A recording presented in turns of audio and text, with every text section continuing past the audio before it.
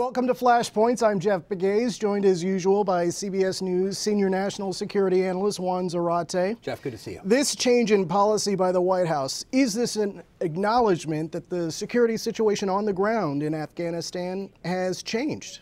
It is, Jeff, and I think it's a recognition that not only is the Taliban in some ways resurgent, but you still have an al-Qaeda problem and now a growing Islamic State problem in Afghanistan, with a country and a government that very much wants the U.S. and NATO to stay. This isn't a moment where the government's rejecting the help from the U.S. Which is a contrast to what happened in Iraq, right? Where the negotiations were ongoing about whether to keep troops on the ground there. Right. Lots of debate about what it could have been in 2011, but certainly the Iraqi government was not sort of opening their arms publicly the way that the Afghan government is. Ghani, the chief executive, Dr. Abdullah, been very open. They've written in the Western press about wanting troops to be on the ground to stabilize a country. And I think the recent experience, not just of Iraq, but also what happened in Kunduz, with the Taliban coming in, taking over, threatening a northern city, that demonstrated that there's fragility, instability, and I think the president wanted to re-tack and to actually give his successor some optionality,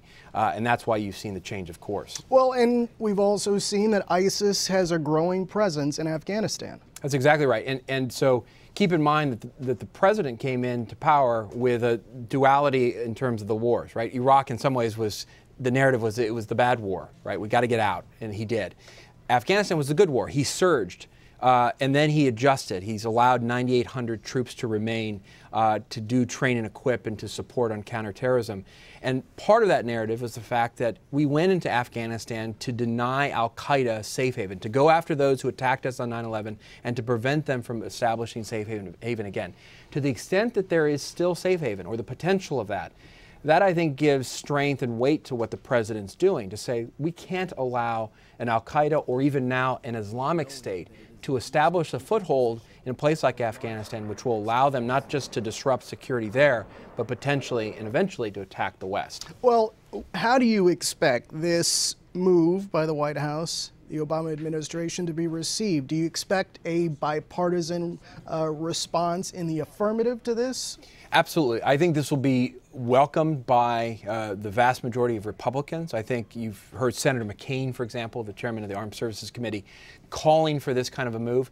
He's likely to be critical, saying it's probably not enough, that we're shortchanging the 5,500 troops. It's not going to be enough.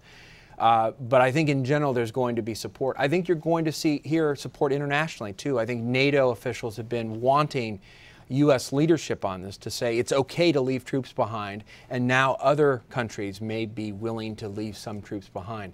And Jeff, I think it's important too as a national narrative to think about the World War II experience. We left troops behind in Germany, in Korea, in Japan.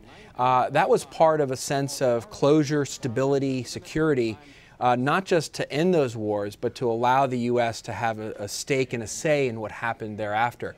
I think we need to start that dialogue, because we can't just sort of neatly end our involvement in Afghanistan the way I think we couldn't neatly end our involvement in Iraq. And now you have a recognition with a president who vowed to get us out of the wars, leaving troops behind in both Afghanistan and Iraq. Let's talk about the role of those troops. I'm sure that there are a lot of family members of U.S. troops who are wondering what kind of role will they have there? Yeah, it's a great question. I think with that number of troops, we're not talking about sort of vast number of troops throughout the country. You're going to have troops embedded with key elements of the Afghan military, providing support, logistics, intelligence. You're going to have a counterterrorism mission, so forces on the ground, special forces, able to go after al-Qaeda cells, able to go after the Islamic State eventually if they represent a real threat. And what you're going to have is a train and equip mission, which is basically to bolster the ability of the Afghans to defend themselves, to be able to respond in cases like Kunduz, where the Taliban surges, where the U.S. can actually bring in support and help. That brings with it costs, that brings with it risks, no doubt, but that's certainly something the president is willing to take on given the stakes for Afghanistan. And we'll see if the troops remaining there makes a difference in terms of maintaining security, at least trying to do that in Afghanistan. Yeah, we'll see about the numbers, and that's something to watch, whether or not those troop numbers actually increase over time. All right, Juan Zarate, I'm Jeff Pegues, and that is Flashpoints.